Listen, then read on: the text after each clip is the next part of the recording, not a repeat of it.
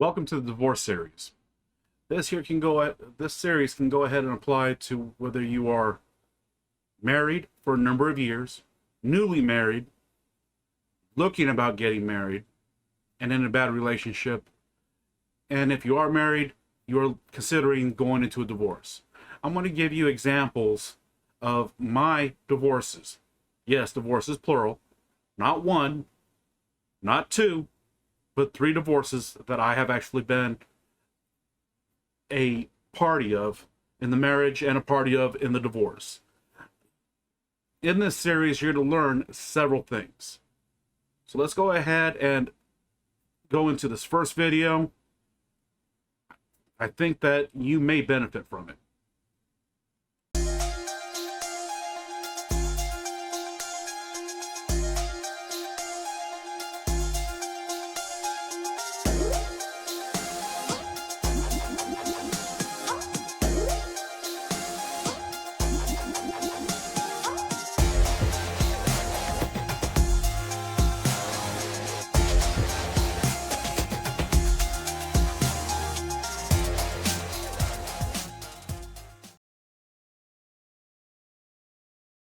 Tell you a little bit about my first divorce, how the relationship was up to the wedding day, and then what actually went ahead and happened that led to the separation and eventually filing for divorce. The idea of getting into a marriage is a difficult one to begin with for anybody. There's a lot of things you have to consider. Do your personalities match up? Do your views match up? There's a lot of things that really come into play. How are you going to go ahead and do your finances? Where are you going to live?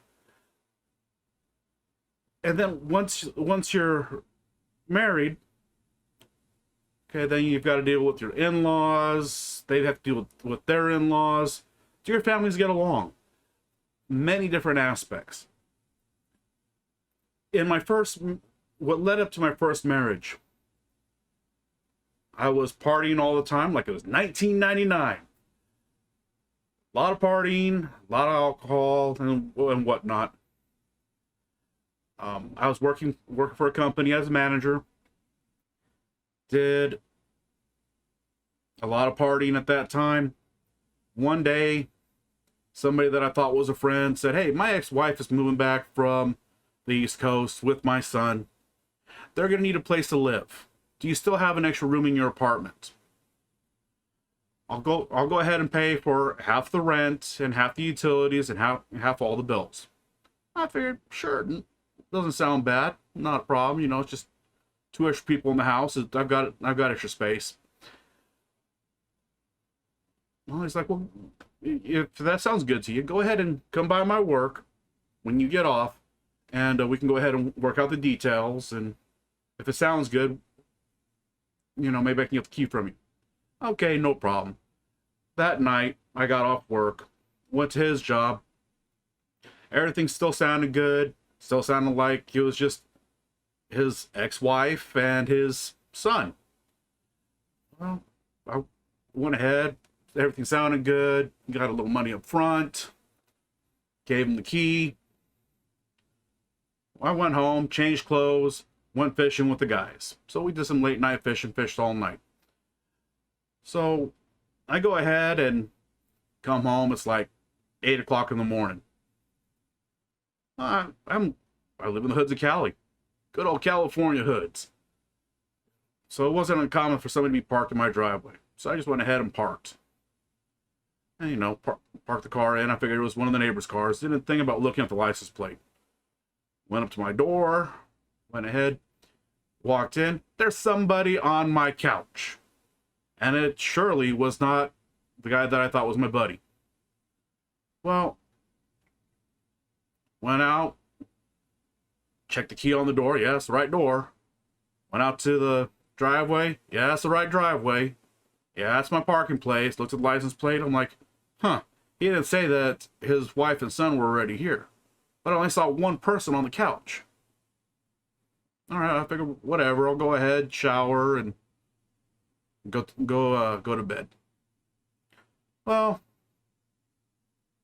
I went ahead and Did that. Got up a couple hours later. Found out who was on my couch. It was my buddy's ex-wife. Now, all I knew about his ex-wife and his son, I did not know that she was a career welfare mom. Now, back in the 90s, a career welfare mom was somebody that had multiple kids with multiple fathers, with that, and the mother had no desire to go ahead and do anything to better herself or her family situation, to go ahead and get off government aid.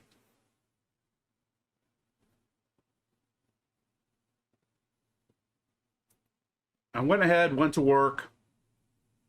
I came home.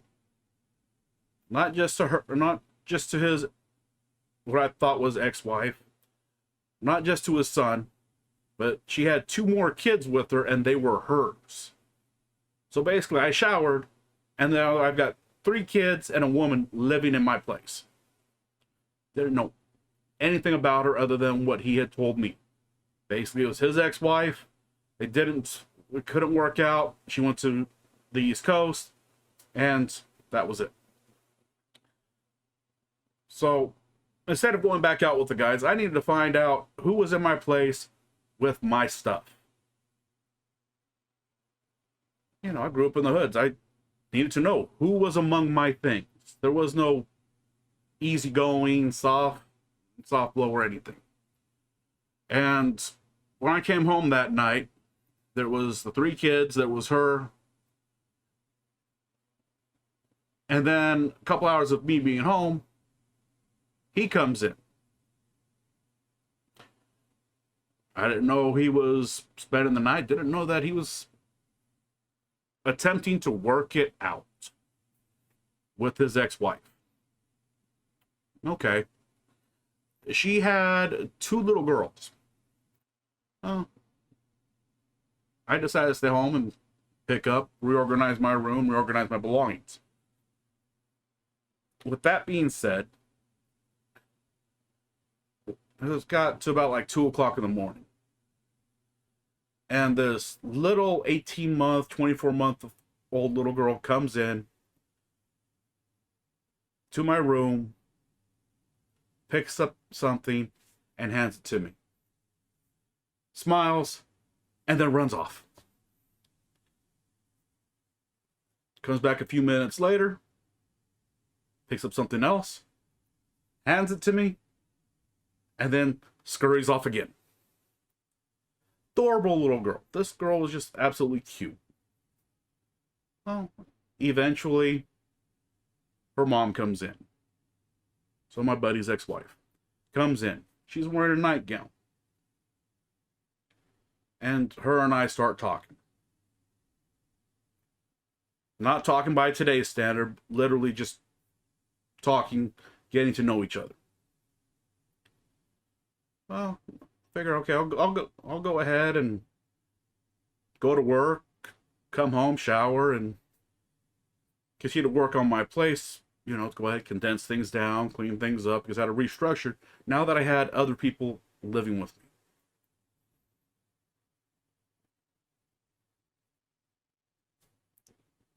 During the next few days, I even had a day off.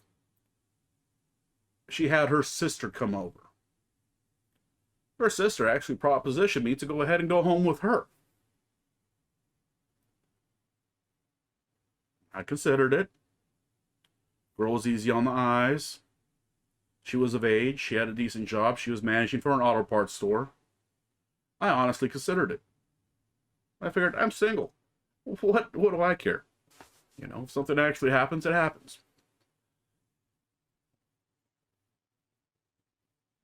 Having bear goggles on to the whole situation because I was partying at the time, I did not exactly make the best choices during that period of life.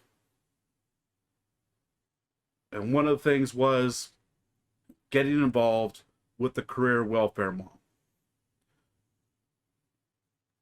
Up until that point, I wanted nothing to do with career welfare moms. The woman had to have a job. She had to come from a good family or a decent family.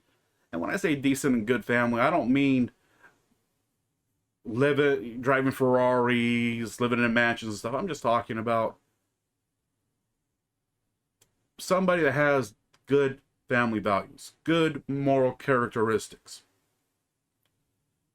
And in the 90s, it was a whole lot easier to find than what it is today. And she was everything that when I was sober, I didn't want. So let's go ahead and get back to after a few nights.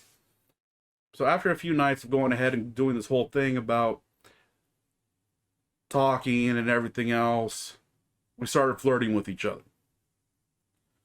And I was, I'd get home from work, pop open a bottle, throw it back. Not exactly my most brilliant ideas when dealing with this type of person. As long as I was under the influence, we got along great. And it wasn't, going ahead and we were living together and everything. After about a week of flirting and stuff, we ended up going ahead and, well, having one-on-one grown-up recreation if you're listening with your kids. So we became an item.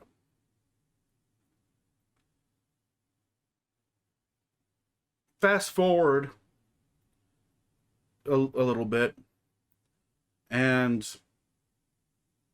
she ends up getting pregnant. Now, up until this time frame, I hadn't gotten anybody pregnant because I swore, no glove, no love.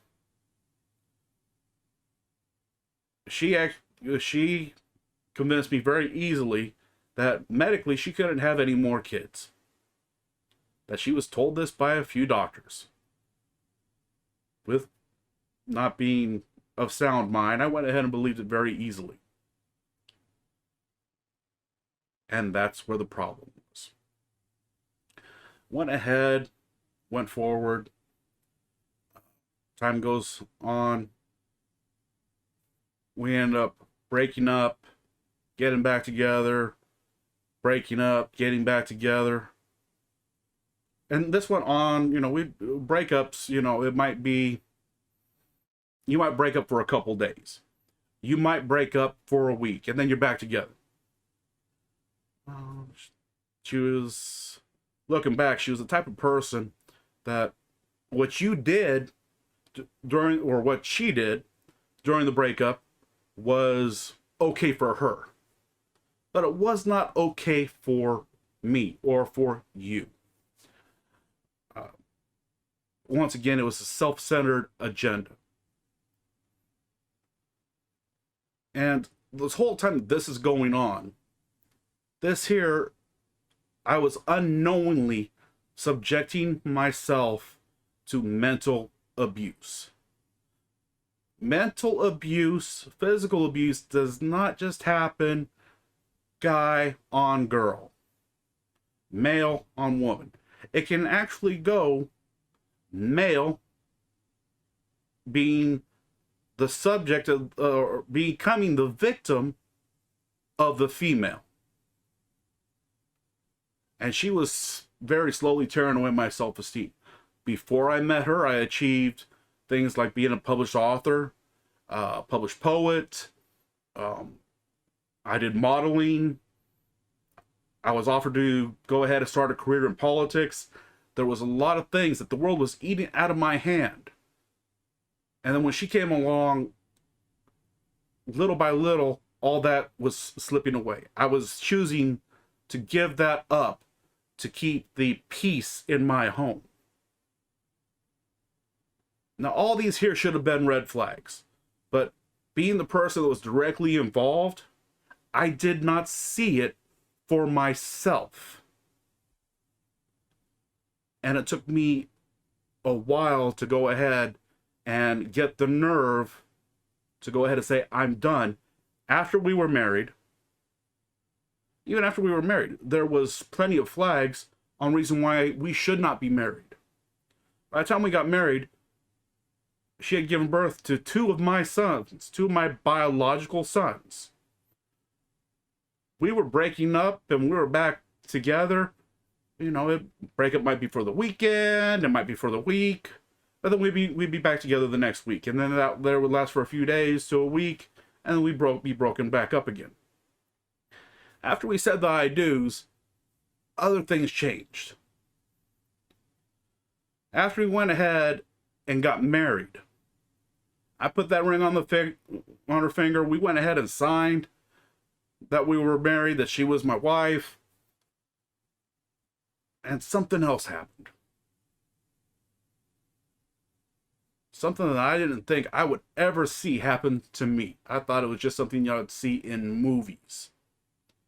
And that something was, all of a sudden I started getting accused of cheating on her. If I was 5 minutes late from coming home from work, I was being accused of cheating. If traffic was and that could have just been from I had to get gas on the way home. That could have been I paid the water bill on the way home. Traffic was a little heavier on the way home. If traffic was light and I came home and I didn't have a history of just quitting jobs, I would be asked, "What, did you just quit your job?" No. Traffic was lighter than normal, so I'm home earlier. And there was a few times I'd go ahead and walk in. She wouldn't hear the car rolling down the driveway. It was be a gravel driveway. She wouldn't see me pull in. And there was a computer set up in the living room to where you could actually very easily see the cars coming down the driveway or somebody walking down. She didn't hear me come in.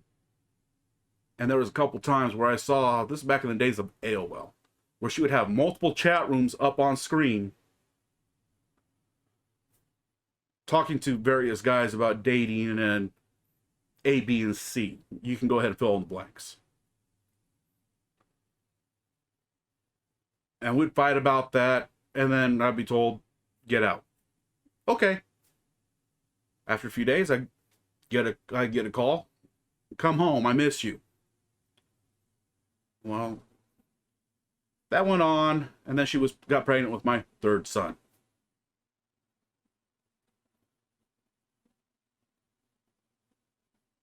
Shortly after finding out she was pregnant with my third son, and this is after coming home, cleaning up. I put in 8 to 12 hours a day at work. I would come home, take care of the kids. As soon as I hit that door, she would go ahead and be running out the door. And then she may not come back in until I'm supposed to be leaving for work. And she would try to play it off that she had been there. There was times where I'd already be in uniform. I'd already be dressed to go into work. I'd have my duty belt on, the whole 9 yards. And I'd see her rolling down the driveway. She tried sneaking in, tried crawling into bed, and then she'd go ahead and hit that bed. I'd go ahead and spring right out, uniform fully on, getting ready to head out the door. And she would try to tell me that she'd been there all night. And I'd be like, I've already been up for an hour. I've already shaved. I've already prepared lunch. I've got all my gear ready for work. I've got to get to work. We can discuss this when I get home. Well, then there wouldn't be a discussion. Or when we would discuss things, it would be, oh, I'll do better, the whole 9 yards. I'm sure that if you're watching this, you've seen this, or you may have been told this, or seen what happened with a friend. Eventually, she's still pregnant with my third son. And I came in from work one day, and I said, hold on, before you hit that door, we've got to talk. Now, this was on my payday. I did not consider emptying out the bank on the way home.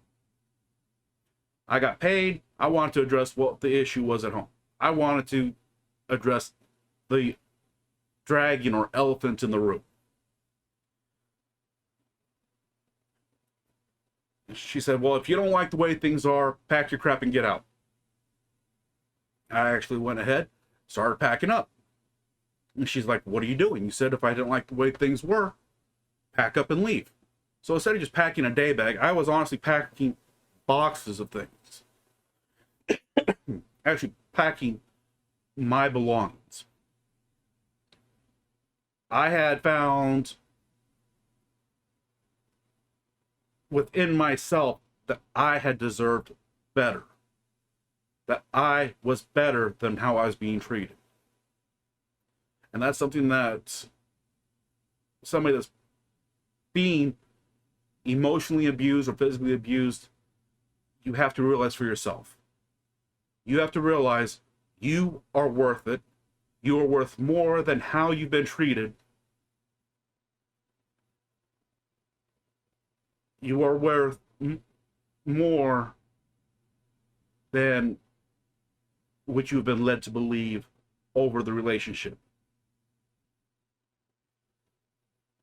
Now, while I was packing, she went ahead, went to the bank, and literally cleared everything out. Didn't close the account, just went ahead, left the account open with payments to places like the water company, the gas company, and so forth, with payments outstanding in checks. She went down and took every dime out. That night, I had to find a place to stay. I had no money for food. Fortunately, I had made friends at work and they went ahead and helped me out. They helped me out so much to go ahead and find my worth. Realize it wasn't me. Helped me realize I deserved better. That anybody that asked, who did I think I was? I had to go ahead and say, you are somebody too.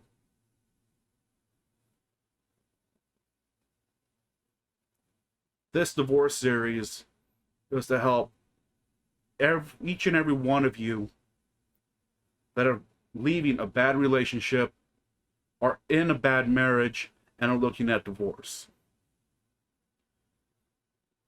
In upcoming videos, you're going to see and hear and learn about all the steps that I had gone through, that maybe my friends have gone through, and stuff that might actually help you on your current divorce. With that first divorce, it took, after I left, it took 4 years for me to actually get divorced. Because in the state that I was in, you cannot get divorced as long as the woman's pregnant. And then there was other things that came up that made it to where it just drug the divorce out. The friends that helped me out the most, I'm going to call him Al.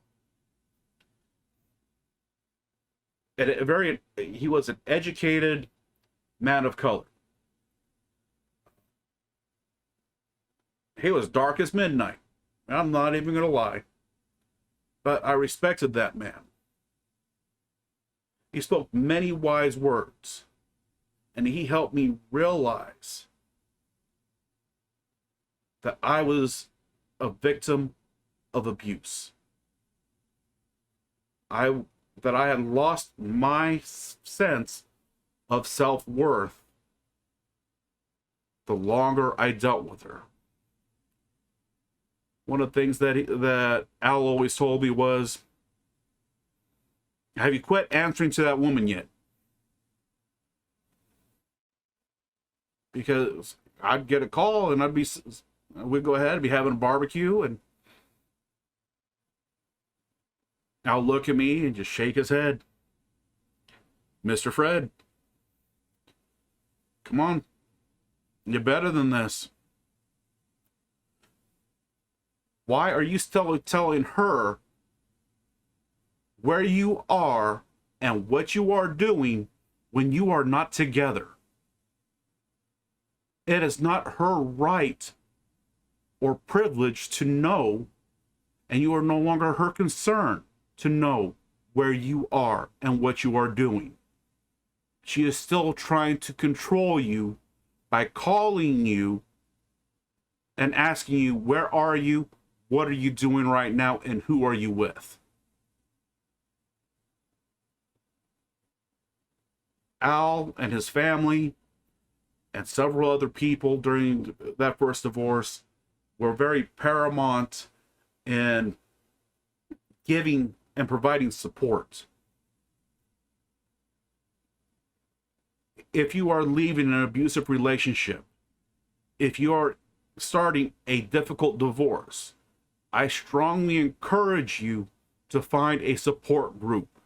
It could be your friends, it could be your family, it could be going to support groups for battered women, battered men, people. There are plenty of support groups, whether you are physically or emotionally abused. You can find them on Facebook, you can find them on different media outlets, you can Google them to find groups in your area that can help you out. Sometimes you might even consider going ahead and looking into seeking professional help as well. Professional help can include your church or religious minister, pastor, whoever your religious figure is, church deacon maybe, are great places to go ahead and seek out emotional support, biblical support, or additional support and resources that can help you in this serious time of struggle. Those contacts can help get you in that you make with friends, support groups, whatever the case may be, can go ahead and even help you with your situation and maybe point you in a direction of maybe doing an initial consult with an attorney in your area. My first divorce, long story short, had to go ahead and use an attorney. It was very advantageous and so much less stressful to have an attorney on my side. When I got the divorce filed and everything was going. By the time the divorce was finished, she had given birth to 7 children, to include 3 of my own. She had gotten reports called into Children Protective Services. Juvenile courts went ahead and got involved and removed all the kids out of her home. I got custody of my children. Her other 4 children were placed elsewhere. So I had my 3, her other 4 went somewhere else. If it wasn't for having an attorney, I'm not sure where I would have gone or what I would have done. Having an attorney really helps out. They can help guide you. Yes, I understand it costs money, but some attorneys are more willing to go ahead and work with you on a difficult situation when they understand where you're coming from. Be true to yourself. Be true to others. Keep that mindset. I'm here to help you become a better you. In doing so, I become a better me, and we become a better we. Until next time, have a great day. Don't forget to like, subscribe, and click the notification bell so you can learn when the next video is coming out. Thank you, and God bless.